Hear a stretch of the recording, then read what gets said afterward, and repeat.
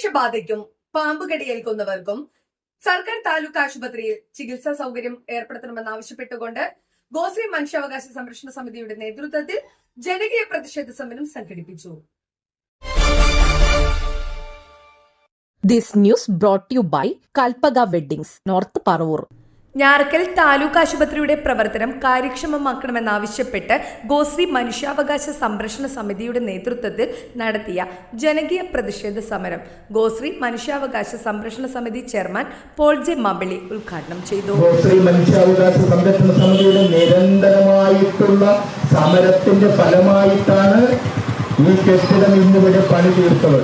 കെട്ടിടം പണി തീർത്തതുകൊണ്ടത്തോളം അങ്ങനെ കിടന്നു. അതിനുള്ള സംവിധാനങ്ങളെല്ലാം ഒരുക്കിയതിനു ശേഷം ആ കെട്ടിടം മന്ത്രി എം പി രാജേഷ് വന്ന് തദ്ദേശ സ്വയംഭരണ വകുപ്പ് മന്ത്രി എം പി രാജേഷ് വന്ന് ഉദ്ഘാടനവും ചെയ്തു. ആ ഉദ്ഘാടനം കഴിഞ്ഞ് 6-8 മാസത്തോളം അടച്ചിട്ടിരുന്നു. അതിനുശേഷം തുറന്നത് ഒരു പ്രൈമറി ഹെൽത്ത് സെന്ററിന്റെ പോലുമില്ലാതെ.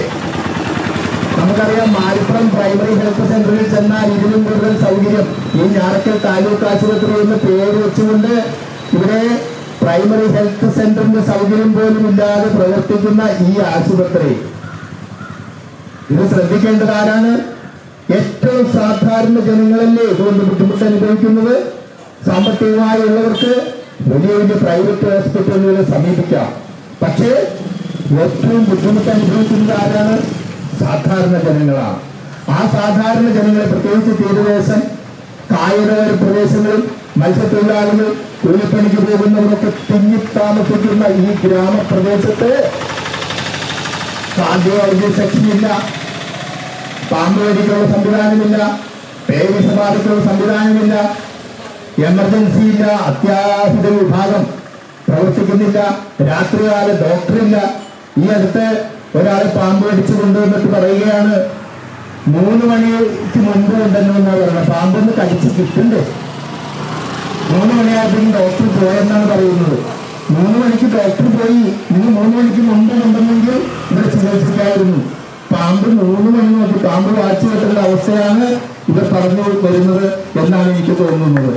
അപ്പോൾ ഇതെല്ലാം മനസ്സിലാക്കിക്കൊണ്ട്, ജനങ്ങളെ കബളിപ്പിച്ചുകൊണ്ട്, ഇവിടെയുള്ള സൗകര്യങ്ങൾ പര്യാപ്തമല്ല എന്ന് സൂപ്രണ്ട് പല പ്രാവശ്യം ഡിസ്ട്രിക്ട് മെഡിക്കൽ ഓഫീസർ DMOക്ക് പരാതി കൊടുത്തിട്ടുണ്ടെങ്കിലും, അതുപോലെ ഇതിന്റെ കസ്റ്റോഡിയനായ വൈപ്പിൻ ബ്ലോക്ക് പഞ്ചായത്തിന് ഇവിടുന്ന് റിപ്പോർട്ട് കൊടുത്തിട്ടുണ്ട്. ഇതെല്ലാം ഉണ്ടായിട്ടും അവരുടെ എല്ലാം കെടുകാര്യസ്ഥതയാണ് ഇവിടെ പ്രകടമാകുന്നത്. വൈസ് ചെയർമാൻ ജോസഫ് നരികുളം അധ്യക്ഷത വഹിച്ചു.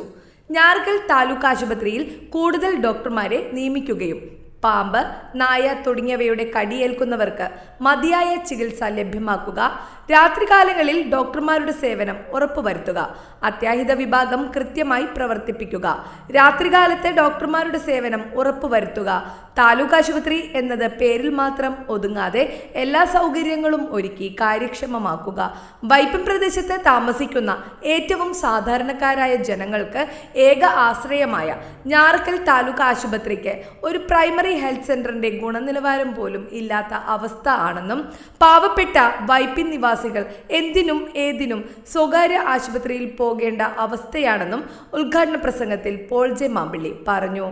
ആശുപത്രി സൂപ്രണ്ടിന് പൊതുജനങ്ങൾ ഒപ്പിട്ട നിവേദനവും നൽകി.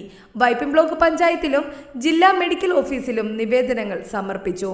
പ്രസ്തുത സമരപരിപാടിയിൽ അയ്യങ്കാളി സാംസ്കാരിക വേദി സംസ്ഥാന general secretary PK Bahuleyan, JSS ജില്ലാ secretary VK Sunilkumar, Kartedam service society vice president Biju George Thundiyil, Kerala പ്രതികരണ സമിതി പ്രസിഡന്റ് NG ശിവദാസ്, ഗോശ്രീ മനുഷ്യാവകാശ സംരക്ഷണ സമിതി രക്ഷാധികാരി ജോസഫ് കിഴക്കേടൻ, സമിതി ഭാരവാഹികളായ Antony Punnathara, Francis Arakkal, Thomas Pavathithara, Sebi Njarakkal, Titus Pooppadi, Varghese Kachappilly, MA Xavier, Rosly Joseph, TP Sebastian, George Koottungal എന്നിവർ പ്രസംഗിച്ചു. ന്യൂസ് ഡെസ്ക് നാട്ടുവാർത്ത, ഞാറക്കൽ.